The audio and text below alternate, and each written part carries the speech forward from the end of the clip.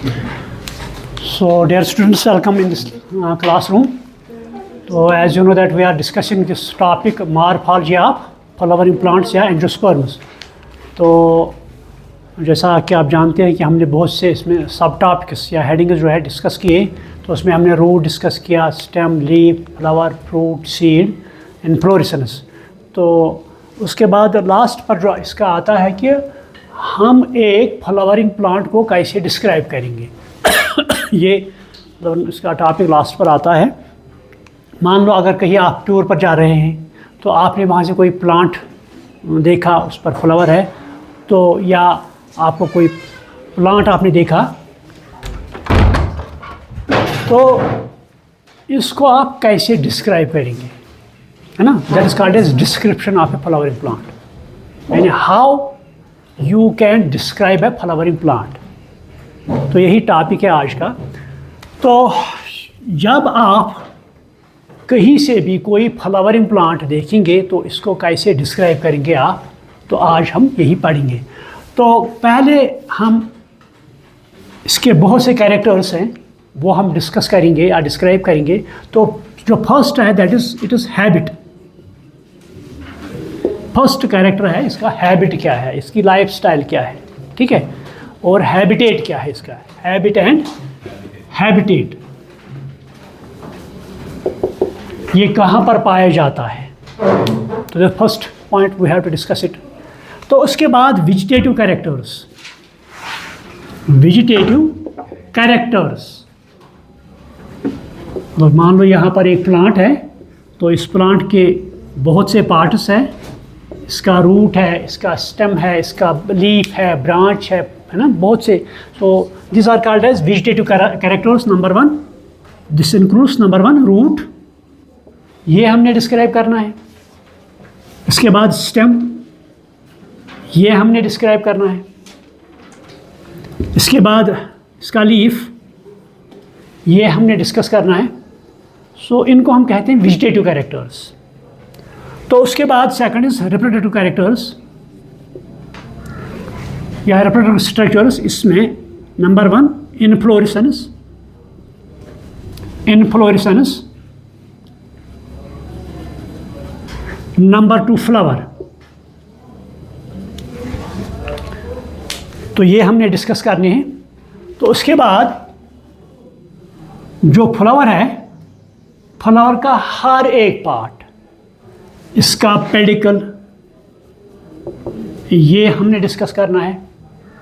उसके बाद अगर इसमें ये स्टिप्यूल हो, ब्रैकेट हो, ब्रैक्टियोल्स हो, वो भी हमने डिस्कस करने हैं कि प्रेजेंट है कि नहीं. यानी कि नंबर नेक्स्ट इज यहाँ पर लीफ पर स्टिप्यूल आएगा, लीफ पर है स्टिप्यूल. तो यहाँ पर एक तो पेडिकल मैंने कहा. नंबर टू इज ब्रैकेट या ब्रैक्टेट, हाँ, या ब्रैकेट्स हम कहेंगे. Next is ब्रैक्टियोल. ब्रैक्टियोल, ये पार्ट भी हमने डिस्कस करना है. तो उसके बाद फ्लोरल पार्ट्स. तो फ्लोरल पार्ट्स में आएगा पहले सेपल्स, उसके बाद कैलेक्स, सॉरी सेपल्स के बाद पेटल्स.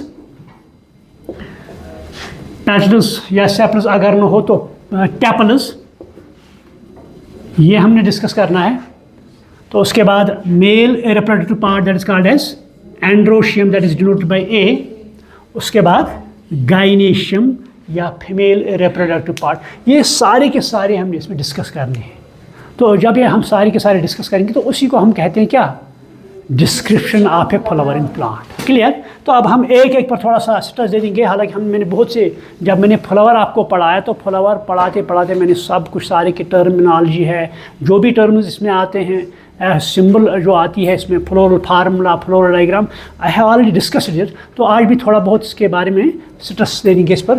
पहले तो इसका हैबिट एंड हैबिटेट, ये कहाँ पर पाया जाता है, इसकी लाइफस्टाइल क्या है. हैबिटेट मीन्स क्या ये ट्रॉपिकल एरिया में पाया जाता है, सब ट्रॉपिकल एरिया में पाया जाता है, या टेम्परेट में. ट्रॉपिकल जहाँ पर टेम्परेचर और रेन बहुत अच्छी हो, या सब ट्रॉपिकल में या टेम्परेट वहाँ पर पाया जाता है, that is called as it is habitat. तो उसके बाद वेजिटेटिव कैरेक्टर्स में क्या आती हैं, रूट। तो रूट में देखेंगे हम क्या ये रूट वुडी है या हर्बेशियस, वुडी और हर्बेशियस, ये हमने देखना है इसमें। सेकंड थिंग, क्या ये रूट टैप रूट है या शाबाश टैप और एडवेंटेशियस, ये हमने देखना क्या जो रूट इसमें प्रेजेंट है, एक तो हर्बेशियस है या वुडी है। तो सेकंड थिंग जो है हमने ये इसमें देखना कि ये टैप रूट है या एडवेंटेशियस रूट है। अगर टैप रेडिकल से आया हो और फिर हमेशा के लिए इसमें रहा तो that is called as tap root. अगर सेकंड कोई और पार्ट से स्टेम से ब्रांच से रूट निकला that is called as adventitious, ये हमने देखना है इसमें। और एक इस पर हेयर्स है कि नहीं है, रूट हेयर्स, ये भी हमने देखना है क्या इसमें हेयर्स है, रूट हेयर्स है क्या नहीं है। तो इसके बाद सेकंड थिंग आता है स्टेम। तो स्टेम एरियल पार्ट है, तो ये भी पहले हमने देखना है कि स्टेम जो है क्या ये वुडी है या हर्बेशियस, ये वुडी है या हर्बेशियस है। तो उसके बाद हमने देखना है जो स्टेम है क्या इस स्टेम पर कहीं हेयर्स मत है, स्टेम हेयर्स, स्टेम हेयर्स ये प्रेजेंट है या नहीं है। तो जो स्टेम हेयर्स इनको हम, ये मल्टीसेलुलर होते हैं, स्टेम हेयर्स क्या होते हैं मल्टीसेलुलर, तो इनको हम ट्राइकोम्स भी कहते हैं। These are also called as trichomes. ये आपके कोई टर्म कभी कभी एग्जाम में आता है, व्हाट आर ट्राइकोम्स। तो trichomes are multicellular, these are multicellular hair like structures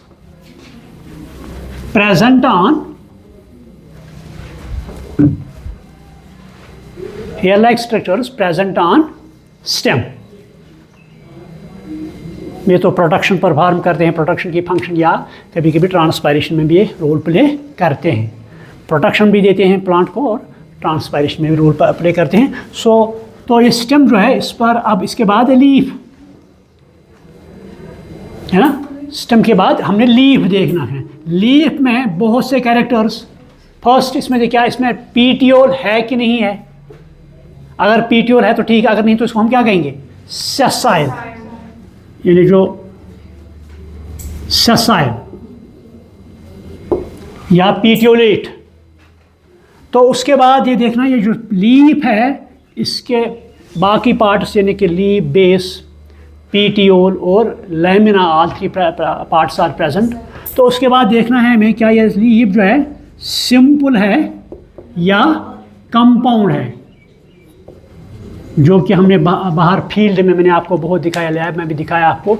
ये जो लीव्स होते हैं दो तरह के होते हैं, one is called as simple leaf, other is called as compound leaf. तो सिंपल लीफ में मैंने आपको बताया यहाँ पर जो ये लीफ होता है इसमें ये जो इंसिजन या तो एब्सेंट हो, अगर प्रेजेंट हो ये मिडरिप को टच नहीं करती है। For example this called as incision, तो ये इंसिजन जो है ये मिड रिब या पीटियल को टच नहीं करेगी, तो उसको हम सिंपल लीव कहेंगे। जो हमने बाहर देख लिया है, बहुत से लीव्स हमने देख लिए सिंपल लीव्स, ठीक। तो उसके बाद अगर ये कंपाउंड होगा तो उसमें जाहिर सी बात है जो इंसिजन होगी तो वो इंसिजन या मिड रिब या पीटियल को टच करेगी। अगर इंसिजन प्रेजेंट हो, अगर इस इंसिजन ने मिड रिब या पीटियोल को टच किया, so then we will call it as compound leaf. तो उसके बाद कंपाउंड लीफ में हम पिनेटली कंपाउंड है या पॉमेटली कंपाउंड है। पिनेटली में हमने देखना है क्या इसमें पेरिपिनेट है, इम्पेरिपिनेट है, क्या ये यूनिपिनेट है, बाईपिनेट है, ट्राई, ये मैंने आपको दिखाया अभी लैब में भी और बाहर हम फील्ड में हमने प्रैक्टिकल किया कि अगर इसमें जो लीफ है अगर एक पिना निकलेगा उसको हम यूनिपिनेट कहेंगे, अगर दो निकलेंगे बाईपिनेट, अगर 3 निकलेंगे ट्राईपिनेट, अगर बहुत से मल्टीपिनेट, ठीक है। फॉर एग्जांपल अगर ये देखेंगे गाजर है ना, कैरेट, उसका लीफ आपने देखा होगा दैट इज कॉल्ड डिकम्पाउंड, उसमें बहुत से हुए हैं पिन, तो ये पिनेटली। हाँ, अगर इसमें इंसिजन जो है पीटियोल को टच करती है तो ये पाम लाइक अपीयरेंस देगा, तो that is called as palmately compound, है ना, जो मैंने बताया। तो पॉमेटली में मैंने बताया अगर एक ही इसमें लीफलेट हो यूनिफोलिएट हम इसे कहेंगे, अगर 2 होंगे बाईफोलिएट, अगर 3 होंगे ट्राईफोलिएट। अगर आपको याद होगा कल मैंने वो एक प्लांट दिखाया जिसके 3 लीव लेफ्ट से, तो मैंने कहा ये ट्राईफोलियम इसे कहते हैं। कौशल पढ़ा था छत बत वन है ना, ट्राइफोलियम बोलते हैं। सो वहाँ पर जो इंसिजन है पीटियोल को टच करती है, there are 3 leaflets, so it is called as trifolium. तो that is also called as compound. ये हमने इसमें डिस्कस करना है, क्या ये सिंपल है कंपाउंड। सिंपल में इंसिजन है या नहीं है, कंपाउंड में तो हो ही हो, लेकिन इसमें ये देखना है कि ये मिड रिब को टच करती है या ये किस पर, पीटियोल को टच करेगी। तो then it will be called as pinnately compound और it will be called as palmately compound. Clear. तो उसके बाद लीफ, ये रहा इसके टाइप्स। तो उसके बाद हमने देखना है इसकी फाइलोटैक्सी। फाइलोटैक्सी जो भी हमने पढ़ा, अरेंजमेंट ऑफ, ये जो हमने पढ़ लिया है, arrangement of leaves on stem. जो स्टेम है, इस स्टेम पर जो नोड पर लीव्स निकल आते हैं उनका अरेंजमेंट क्या है। तो यानी मैंने बताया आपको ये 3 तरह के होते हैं, one is called as opposite, second alternate, third is called as वर्नर। ये मैंने आपको पढ़ाया। ये जो फाइलोटैक्सी है, arrangement of leaves on stem जो है, तो ये 3 तरह की होती है, 3 types. One is called as alternate होगी, या इसको हम स्पाइरल भी कहते हैं। Second is called as opposite, तो थर्ड इज कॉल्ड एज वर्नर। तो ये हमें, अगर इसमें अपोजिट हो हम लिखेंगे फाइलोटैक्सी अपोजिट, अगर इसमें अल्टरनेट हो तो लिखेंगे अल्टरनेट, अगर इसमें वर्नर हो तो जो भी इसमें फाइलोटैक्सी हो तो वो हम लिखेंगे। तो उसके बाद वेनेशन है। वेनेशन है तो इस पर मैंने कहा कि वेनेशन जो है 2 तरह की है, 2 types, one is called as parallel venation, other is called as reticulate. तो यहाँ पर मैंने आपको बताया जो भी डाई काट है इसमें रेटिकुलेट वेनेशन होती है, जो भी मानो काट है इसमें पैरेलल वेनेशन। तो यहाँ पर आपको दिखेगा, अगर इसमें पैरेलल वेनेशन हो तो आप लिखेंगे पैरेलल वेनेशन लीफ में, अगर इसमें रेटिकुलेट हो आप तो कहेंगे रेटिकुलेट। क्लियर, ये भी आपको लिखना है इसमें। तो उसके बाद अब कहाँ आएंगे, यहाँ आप और एक बात, पीटियोल। ये पीटियोल पर अगर स्टिप्यूल बेस पर स्टिप्यूल हो तो इसको हम लिखेंगे स्टिप्यूलेट। स्टिप्यूलेट, अगर स्टिप्यूल प्रेजेंट हो कहाँ पर, ली बेस पर, पीटियोल के नीचे, तो ये स्टिप्यूल जो है, अगर आपको याद होगा मैंने पॉलीगोनेसी फैमिली में बताया, वहाँ ऑक्रेट स्टिप्यूल है, that is a diagnostic feature, उसके हिसाब से हम इस फैमिली को रिकॉग्नाइज करते हैं। सो लेकिन कुछ ऐसे भी हैं जहाँ ये स्टिप्यूल है, लीफ की फंक्शन परफॉर्म करता है। सो ये भी हम कहेंगे या स्टिप्यूलेट है कि नहीं है। ठीक, तो उसके बाद अब हम आएंगे फ्लावर पर। ठीक है, अब हमने क्या करना है डिस्कस, फ्लावर। तो फ्लावर जो है, ये भी मैंने दिखाया अभी आपको, डिस्कस भी किया, लेकिन फिर से रिकॉल में करूं तो फ्लावर में कौन से पैटर्न पहले देखेंगे हम। फ्लावर में क्या इसमें पेडिकल प्रेजेंट है कि नहीं है। अगर पेडिकल प्रेजेंट हो हम कहेंगे पेडिसिलेट। क्या कहेंगे, पेडिसिलेट। मान लो ये फ्लावर है, यहाँ पर ये स्टॉक प्रेजेंट है, हम कहेंगे पेडिसिलेट। अगर ये एब्सेंट हो हम कहेंगे सेसाइल। ये देखना, अगर इसमें पेडिकल प्रेजेंट हो हम कहेंगे पेडिसिलेट, अगर इसमें एब्सेंट हो तो क्या कहेंगे, सेसाइल। तो सेकंड, उसके बाद ब्रैकेट। अगर इसमें ब्रैकेट्स प्रेजेंट हो, जो ये पेडिकल है वहाँ पर के बेस पर ब्रैकेट्स होंगे, अगर ब्रैकेट्स प्रेजेंट होंगे हम क्या लिखेंगे, ब्रैक्टेट। यहाँ पर लिखेंगे ब्रैक्टेट। तो इसको हम डिनोट करते हैं BR फुल स्टॉप। ये इसकी सिंबल है, कभी कभी एग्जाम में आ सकता है, bracket will be represent by symbol. ठीक है, तो ये आपको पता होनी, that is BR full stop, bracket. तो उसके बाद अगर इसमें एब्सेंट हो तो फिर क्या लेंगे, फिर क्या लिखेंगे, अगर एब्सेंट हो इब्रैक्टेट। देन यहाँ B के को हम इंक्रीज E करेंगे तो दिस वाल कॉल्ड एज इब्रैक्टेट। तो डिनोट कैसे करेंगे, EBR, इब्रैक्टेट। तो उसके बाद मैंने कहा और छोटे से 2 लीव लाइक स्ट्रक्चर्स होते हैं जिनको हम ब्रैक्टियोल्स कहते हैं। They are called as bracteoles. Bracteoles, अगर ये ब्रैक्टियोल्स प्रेजेंट होंगे तो हम क्या कहेंगे, ब्रैक्टियोलेट। तो इसका कोई टर्म लिखित, ब्रैक्टियोलेट, ब्रैक्टियोलेट।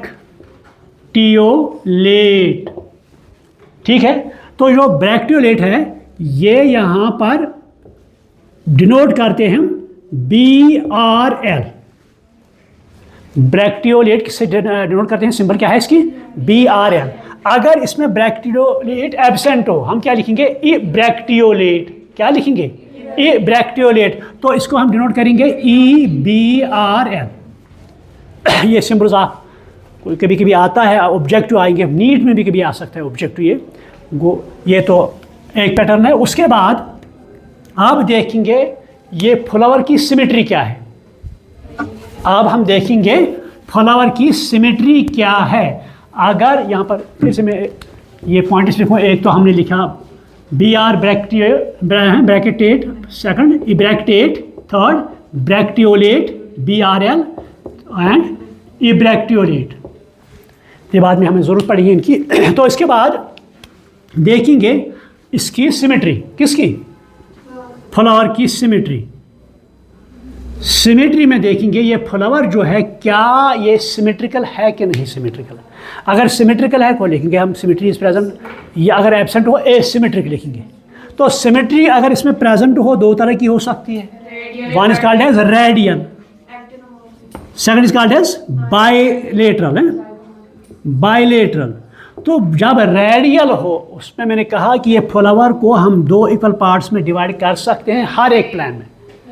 कोई भी प्लान ले लो, हर एक तरह का प्लान से हम इसको दो क्लास में या डिवाइड करेंगे, दो ग्रुप्स में। इसको कहेंगे एक्टिनोमॉर्फिक।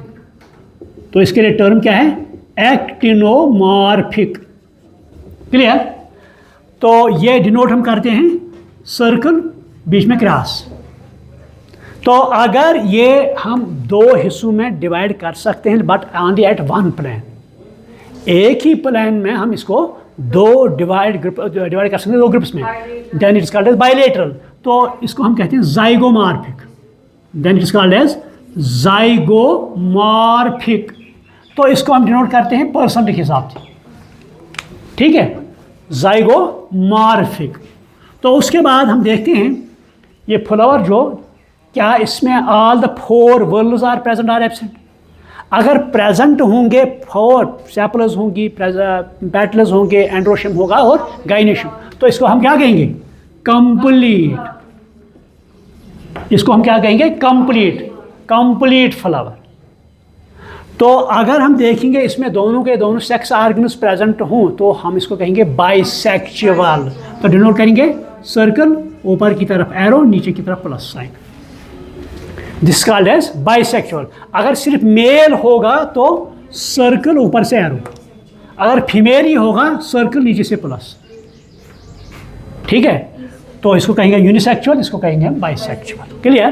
तो उसके बाद कभी कभी क्या होता है, अब देखिए वर्ल्स, वर्ल्स में पहले आता है सेपल्स, तो उसको हम कहते हैं कैलेक्स, डिनोट करते हैं किससे, के से।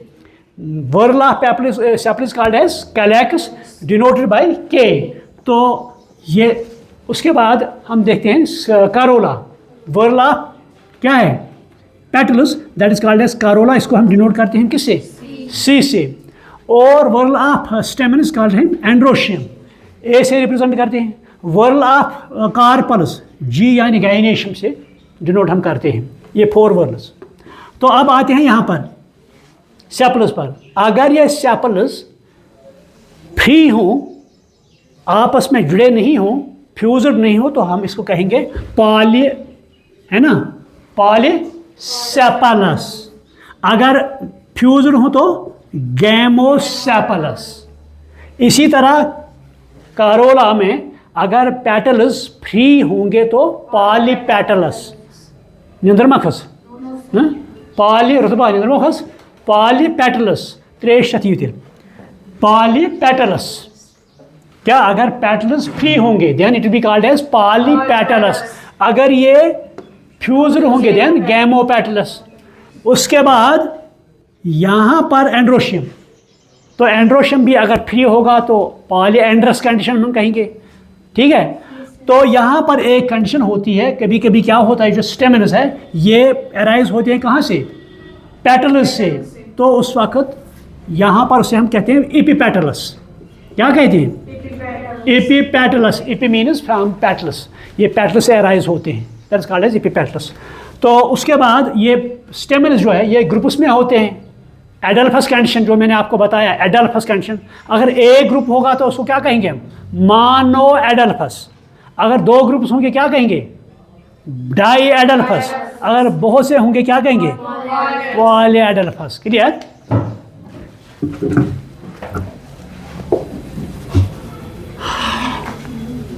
बोर मत हो गए,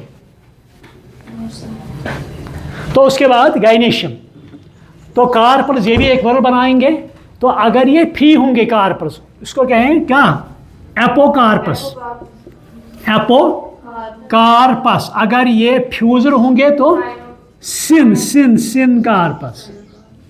क्या कहेंगे हम इशरत, क्या कहेंगे, सिन कार्पस, है ना। मैं सोच रहा हूँ कहीं आपको नींद मत आई है तो इसलिए थोड़ा, तो फ्री एपोकार्पस, फ्यूजड सिन कार्पस। तो उसके बाद हम देखते हैं फुला, ये ओवरी जो है क्या ये उसकी पोजीशन ऊपर है या नीचे है, तो इस बिना पर हम इसको कहेंगे सुपीरियर और इन्फीरियर। अगर ऊपर होगी तो सुपीरियर है, अगर नीचे होगी तो इन्फीरियर।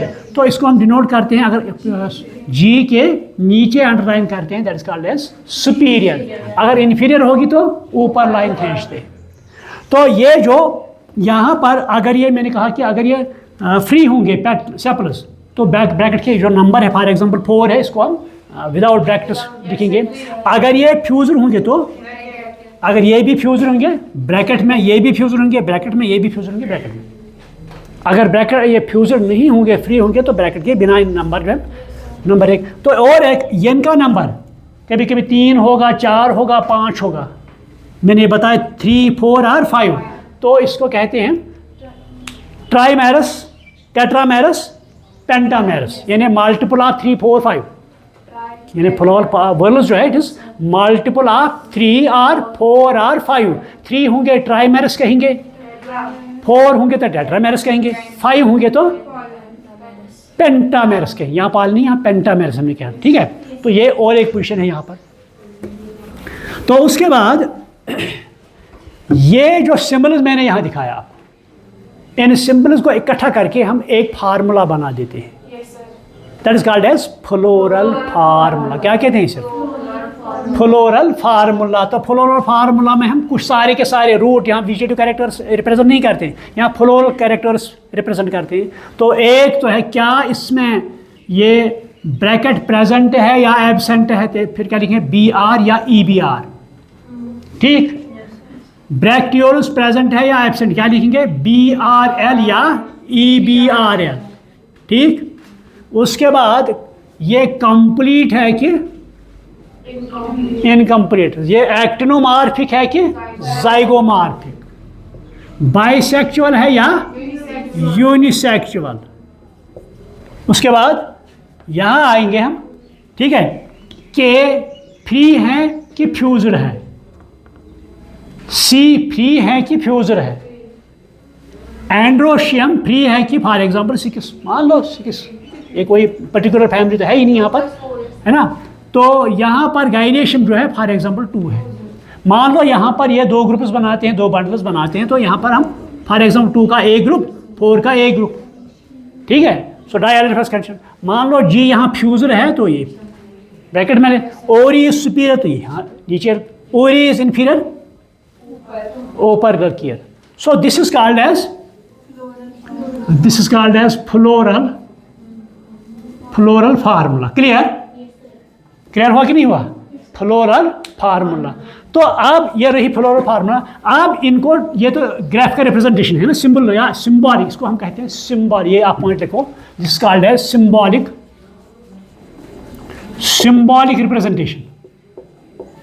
रिप्रेजेंटेशन। जैसे आप केमिकल इक्वेशन, केमिकल रिएक्शन किस में रिप्रेजेंट करते हैं, केमिकल रिएक्शन सिंबल्स में। फॉर एग्जांपल कार्बन के बदले C लिखते हैं, मीथेन के बदले CH4 लिखते हैं। So that is symbolic representation. यहाँ भी जो फ्लोरल फार्मूला है, इसको हम क्या सिंबॉलिक रिप्रेजेंटेशन या सिंबल्स लेते हैं, उनको रिप्रेजेंट करके फ्लोरल फार्मूला लिखते हैं। उसके बाद floral diagram, second is floral diagram. चाय पीएंगे आप, चाय में चाहिएगा, फ्लोरल डायग्राम। तो फ्लोरल डायग्राम में क्या, हम 5 चीज़ें यहाँ पर डिनोट करते हैं, 5 in floral diagram, only 5 things. Number one is mother axis, ये आप लिखो मदर एक्सिस, ये पॉइंट आप लिखो नंबर 1। नंबर 2, हाँ यहाँ मैं एक पॉइंट भूल गया, यहाँ पर के हमने लिखा, सी हमने लिखा। अगर वहाँ पर पेरियंथ हो तो हम इनके बदले P लिखेंगे, for example P4 perianth, tepals, ठीक है। तो यहाँ पर मदर एक्सिस एक, number 2 calyx, number 3 corolla, androecium, and यही 5 जो पॉइंट्स है इसमें हम डिनोट किया। First is mother axis, then calyx, then corolla, then androecium and gynoecium. तो यहाँ पर डायग्राम हम this called as floral diagram. In floral diagram we represent 5 characters. One is called as mother axis, then whorl of sepals, then whorl of petals, whorl of androecium and gynoecium. तो यहाँ पर मान लो एक ऐसे बनाते हैं हम सर्किट रफ में, तो उसके बाद यहाँ पर जो ये mother axis it denotes anterior side या शूट, पोर्शन ऑफ शूट, क्योंकि ये फ्लावर जो किस पर होता है, किस पर होता है फ्लावर, होता है ना शूट पर। तो जिस साइड पर ये प्रेजेंट होता है that is called anterior side, तो उसको मदर एक्सिस कहते हैं। क्या कहेंगे, मदर एक्सिस। चलो पास करिए क्या, it's called as mother axis. क्या कहेंगे, सो फ्लोरल डायग्राम जो है इसमें क्या लेते हैं, mother axis, whorl of sepal, whorl of petal, androecium and gynoecium। अगर वहाँ पर पेरियंथ हो तो whorl of tepals हम ले लिए, ठीक है। मान लो यहाँ पर सेपल्स 4 है फॉर एग्जाम्पल, ऐसे सेकंड, ऐसे थर्ड एंड फोर्थ वन। तो उसके बाद अगर फ्री होंगे तो यहाँ पर ये टच नहीं करेंगे, अगर फ्यूजन होंगे तो इनको हम कनेक्ट करेंगे यहाँ पर। तो उसके बाद ये तो मदर एक्सिस है यहाँ पर, ठीक है। तो उसके बाद यहाँ पर मैंने मदर एक्सिस बताया यहाँ, it intense position of shoot और एंटीरियर साइड। तो उसके बाद नंबर ऑफ पेटल्स लेंगे, मान लो ये भी 4 हैं, 1 2 3 एंड 4, ठीक है। तो अगर ये फ्री है तो फ्री ही रखेंगे, अगर फ्यूजर है तो इनको यहाँ पर कनेक्ट करेंगे। तो उसके बाद यहाँ पर एंड्रोशियम स्टेमेंस, मान लो यहाँ पर हमने 6 लिखे, यहाँ से 1 2 3 4 5 और 6 फॉर एग्जांपल ये पेटल से अराइज होंगे, तो हम इनको कनेक्ट करेंगे इसके साथ, पेटल के साथ, पेटल के साथ कनेक्ट करेंगे, ठीक है। अगर नहीं तो इनको हम पेटल के साथ कनेक्ट नहीं करेंगे, ठीक है, क्योंकि यहाँ पर एपिपेटस कंडीशन है, हम इनको इसके साथ कनेक्ट करेंगे। तो इसके बाद गाइनीशियम जो 2 कार्पल्स है यहाँ पर, तो यहाँ पर बीच में थोड़ा सी लाइन लगाएंगे, तो यहाँ पर 2 कार्पल्स है, ये फ्यूजर है, तो सिन कार्पस कंडीशन है। So this is called as floral diagram. तो ये जब आप लिखेंगे तो this is called as description of a family. तो उसके बाद कभी कभी क्वेश्चन आता है what is the economic importance of family. तो उसके बाद आपको इकोनॉमिक इंपॉर्टेंस लिखना है, क्या इसका मेडिसिनल वैल्यू है, फूड वैल्यू है, ऑर्नामेंटल वैल्यू है, कौन कौन सा वैल्यू है ये आप लिख सकते हैं। It is used as food material, it is used as ornamental या मेडिसिन और अदर यूजेस। या कभी कभी ये भी आता है question, give the examples of plants which belong family, Brassicaceae, Solanaceae etcetera, है ना। तो उस वक्त आपको एग्जांपल्स याद होनी चाहिए, वो आप ना। So this is called as description of a flowering pot. ये क्लियर हुआ कि नहीं, कोई कंफ्यूजन मत न रहा। हालांकि मैंने इससे पहले हर एक पॉइंट डिस्कस किया, लैब में भी हमने जो ब्रेसिकेसी फैमिली है वो भी डिस्कस किया हमने, तो वो यूट्यूब पर भी है वो लेक्चर, तो आप वो भी देख सकते हैं। तो एनी क्वेश्चन, एनी कंफ्यूजन, तो कुछ कहना मत है इसके बारे में, कुछ कहना है? Should I stop? और मरिया शुड आई स्टॉप? जी शाना बोलो, should I stop? Okay, this is section for today's lecture. Thank you very much.